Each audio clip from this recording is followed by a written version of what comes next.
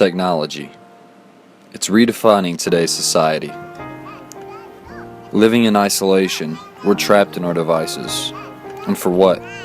For a follow? Or for a like? It's something we can always count on to count us out. When will it be enough? When will we take a minute to observe nature rather than our Twitter feed? It's simple. Look up. The whole world is on display in front of you.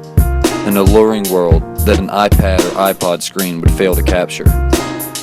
Live life. Live well. And live in the moment.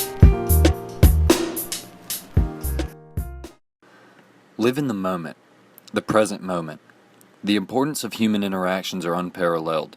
Communication, in essence, is now at our fingertips. It seems weird how this convenient means of communication has created a social divide in our world rather than unite it. Instead of chalking it up to one side or the other, I'd like to take a different stance, a far less hackneyed approach.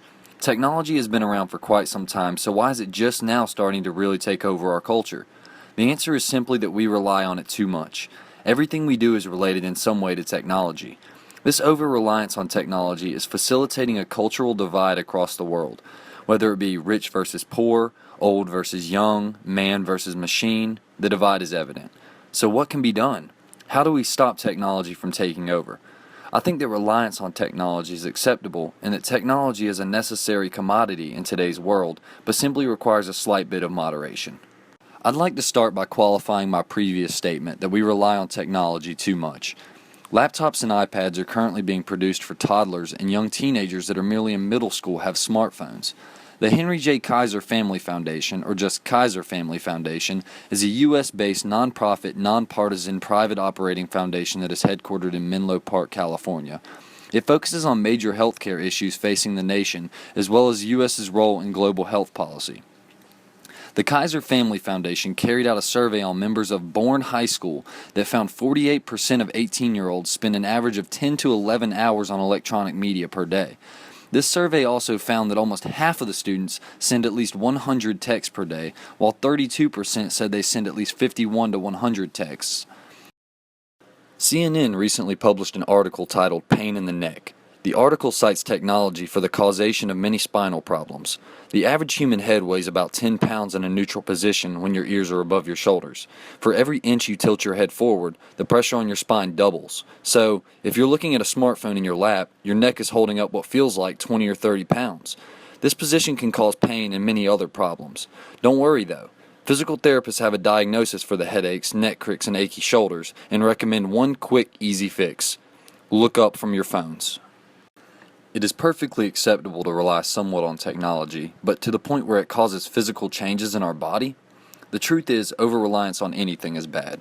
I haven't all morning, so let's hover over to the driving range and hit a few virtual balls into space. Nah, we did that yesterday. I don't want to do that. Well, then what do you want to do? I don't know.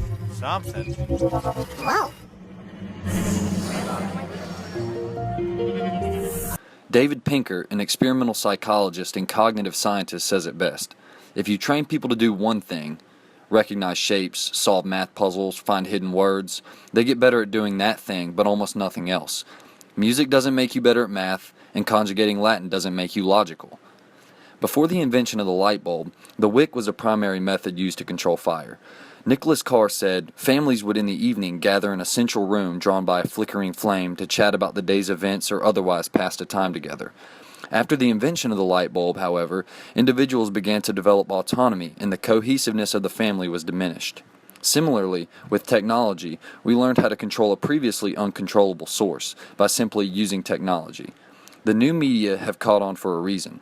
Knowledge is increasing exponentially. Human brain power and waking hours are not. Far from making us stupid, these technologies are the only things that will keep us smart. While it may be so that knowledge is increasing, Nicholas Carr makes the point that if we don't take a step back and observe our beginnings, then we will forget what we were like before technology, thereby resulting in a generation divided, a generation out of touch with its predecessors. We have become complacent with the vast amounts of knowledge and capabilities that lie at our fingertips. Technology provides us with opportunities that in the past couldn't have been dreamt up by the most imaginative inventors. Children are becoming smarter and more apt to perform tasks in school, and mentally incapable individuals learn in ways that make sense to them, and overall, education has become more accessible.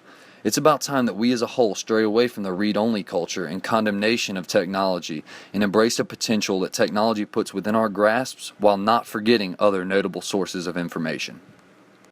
If you haven't realized the problem yet, you're a little late. Movies have been onto this over-reliance for many years now. Well, then I guess we're gonna miss the good old days. What good old days? When people were killed by other people.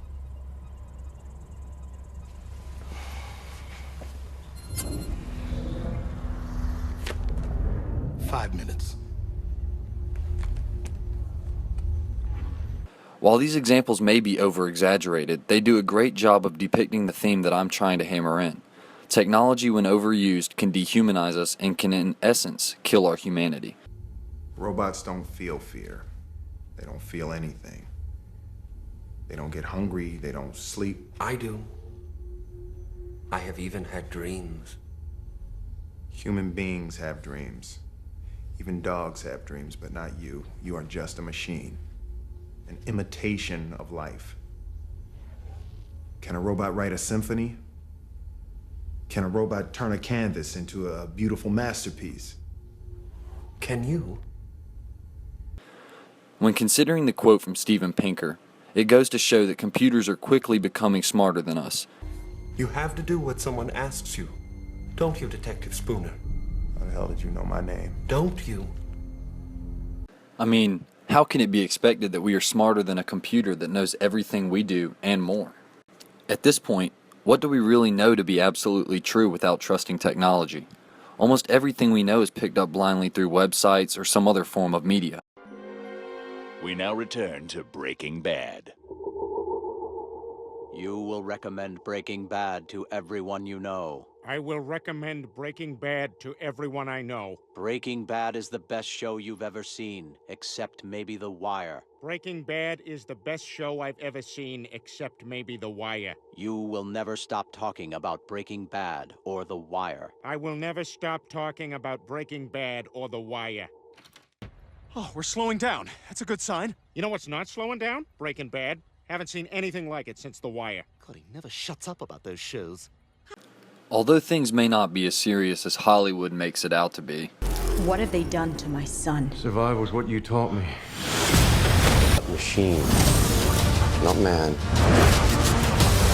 A more. The issues are still there. Technology is taking over, garnering all of our children's attention and facilitating a cultural divide. When several teenagers were asked to compare their childhood to that of children today, this is what was found. Because of cell phones, people became less and less confrontational, because now it's like, oh, we can just send a text, I don't need to talk to them in person. They'll get the same message. Oh, I'm socializing, but I'm on Facebook.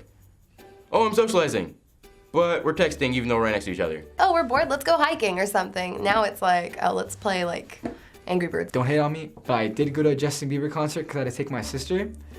And the whole time he's coming out, all the girls are just like taking photos. The day that they finally get to see him, they don't even experience it. They're recording it on their phone. When I was at the Believe tour, I was just recording the whole time. I was like, oh gosh.